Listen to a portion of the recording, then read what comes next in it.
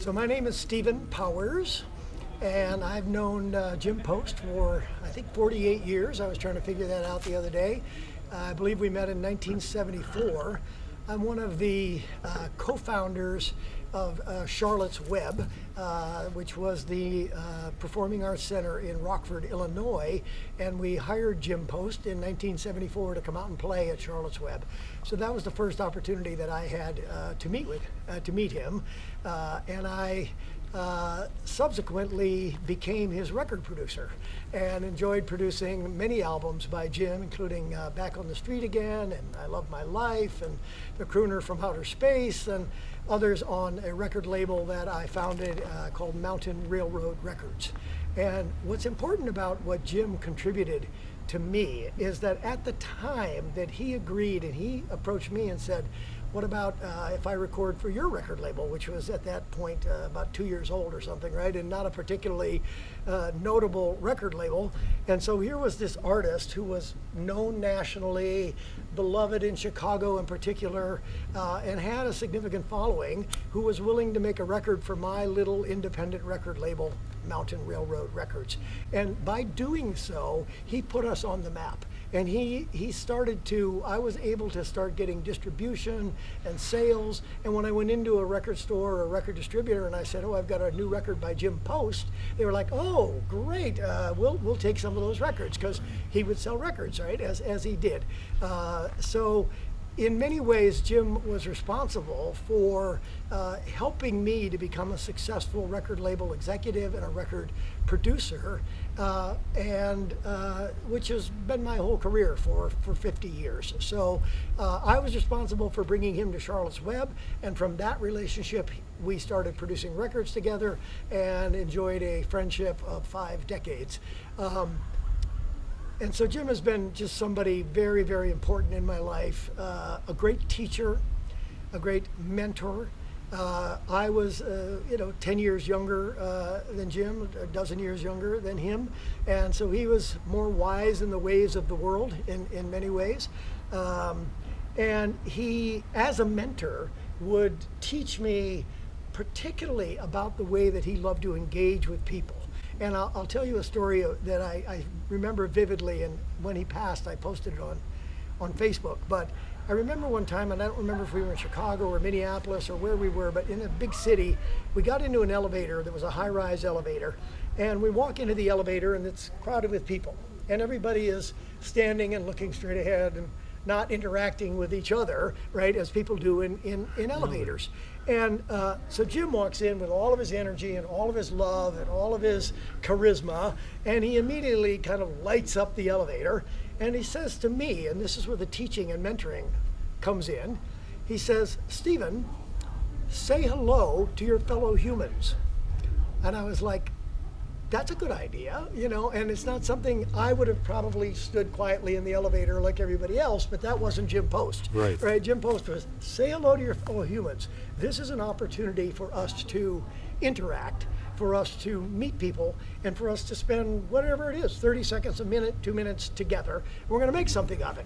So he started introducing himself, to, hi, I'm Jim, and I was like, okay, hi, I'm Stephen. And I just remember that by the time we got to our floor, everybody on the elevator was talking to each other. They were laughing. Jim would, said a couple funny things.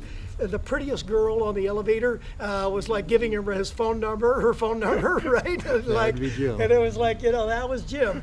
But the idea that every moment is an opportunity to interact with our fellow humans was something that Jim Post lived his entire life, right? Whether he was in the grocery store or the gas station or whatever. He was going to meet you, greet you, and learn something about you, and really contribute something to your life. And that was really one of the great lessons that Jim taught me some 40 years ago. I mean, he was obviously a born entertainer, an amazing singer, great songwriter, but for me, it was so much more than that. It was about how he was as a teacher, as a friend, that really meant, yes, he was important to me from a career perspective, but from a friendship perspective, even more so. let me tell you another story about when I've been married now almost 20 years. And the first time that I brought my wife, we live in Los Angeles, back to the Midwest, Jim and I were co-hosting the 30th anniversary of Charlotte's Web, the performing arts center that I founded, and where I'd met Jim. And we were co-hosting the 30th anniversary. And so I arrived in Rockford, and we walked up, my wife and I, her name is Tigress, and I introduced her to Jim. And immodestly, my wife is a beautiful woman, and at that point she was 28 years of age and you know, stunning. And Jim, as he had a tendency to do, he stopped, and he just stopped her in her tracks with a look, right? And he looked her over from toe all the way up to her hair and all the way back down again, and then again, and to the point where, you know, somebody might start to feel a little uncomfortable because he's really seeing you. You know, he's not looking away, he's looking right at you. And he's looking up and down at my, at that time, girlfriend. And we were married a year later. And he said to her, and this was the first thing he said, so I said, Jim, this is my, you know, my dear friend, beloved friend, Tigress. We're going to be getting married in a year. He looks her up and down and he says, you know, I want you to know you're not perfect. But you look pretty perfect, right? And so then he points and he says, you see, you got a little red spot right there on your belly.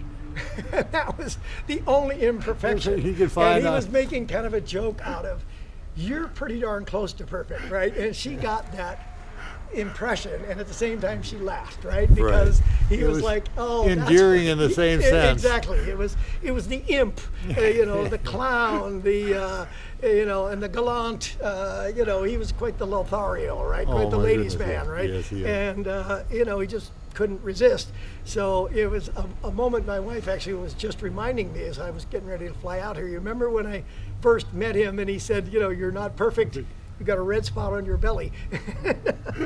And I said, I do remember that. And she said that was really for her, who is this guy, right? That's the Jim Post moment. Yeah. And then over the next 20 years, she come to learn pretty well who he is, because we remain, of course. He's that same guy yet. Yeah. Yeah. Yes, he is. So, and there's so many stories about Jim because we had so many years of working together on record production and staying close, you know, even afterwards.